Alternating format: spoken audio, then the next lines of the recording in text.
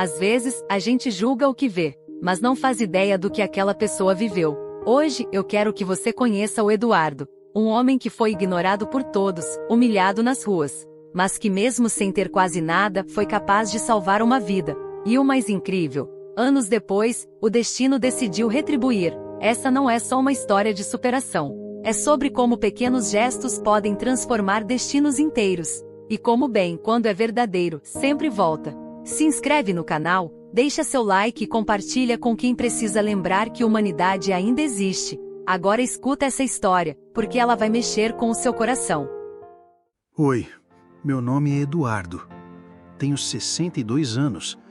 E por muito tempo, eu fui só mais um rosto nas ruas de Curitiba. Eu não falava muito, só estendia a mão. E o que vinha em troca, quase nunca era ajuda. Vai trabalhar, vagabundo! Foi o que ouvi de uma mulher elegante, empurrando minha mão com nojo. Eu só baixei a cabeça. Já tinha ouvido aquilo antes, muitas vezes, e sabia que ouviria de novo. Mas, naquela mesma tarde, com aquelas mesmas mãos, eu entreguei minhas últimas moedas a um rapaz chorando. Vai lá, filho. Sua mãe precisa mais de você do que eu desse trocado. Ninguém viu. Ninguém agradeceu. Mas naquele momento, aquilo era tudo que eu tinha para oferecer. E quando a vida te tira tudo, o que resta é o que você carrega por dentro. No meu caso, ainda restava a vontade de ajudar. Na farmácia, vi uma mãe com um bebê no colo. O menino ardia em febre e ela não tinha dinheiro para o antibiótico. Eu me aproximei devagar. Perguntei: moço, quanto falta?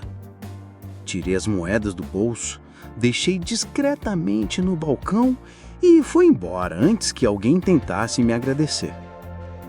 Na praça, sentei num banco e dividi um pedaço de pão amanhecido com um rapaz tremendo de frio.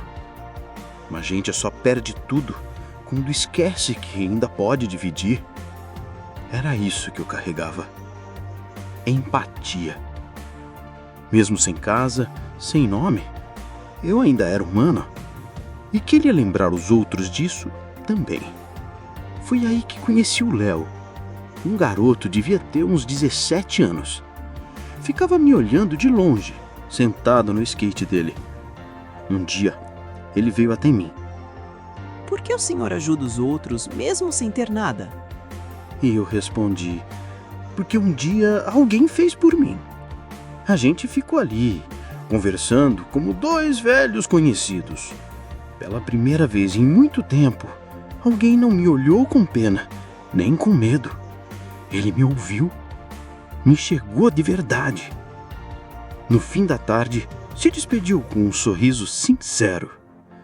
E naquela noite fria, eu me lembrei. Às vezes, um olhar sem julgamento aquece mais do que qualquer cobertor. No dia seguinte, ele voltou, mas dessa vez com a mãe dele. Quando ela me viu, ficou paralisada e depois começou a chorar. Você talvez não lembre de mim, mas há 17 anos você salvou minha vida e a do meu filho. Aquela mulher era a moça que encontrei num estacionamento abandonado. Ela tinha bebê nos braços, estava com fome, desesperada. Na época, eu digo que pude. Cobertores, um pouco de comida e tentei passar esperança. Ver aquela criança agora, em pé, saudável, me olhando com gratidão, foi como se a vida dissesse: tá vendo? Nada do que você fez foi em vão. A gente se abraçou e chorou. Mas não foi só choro de emoção. Foi o tipo de choro que só quem já passou pela dor entende. O tipo de choro que limpa e cura. Marina, a mãe do Léo, olhou nos meus olhos e disse: Você nos deu tudo quando não tinha nada. Agora é a nossa vez. E me ofereceu algo que eu nem ousava mais sonhar. Um lar, um quarto, uma nova chance. Na hora, meu instinto foi recuar.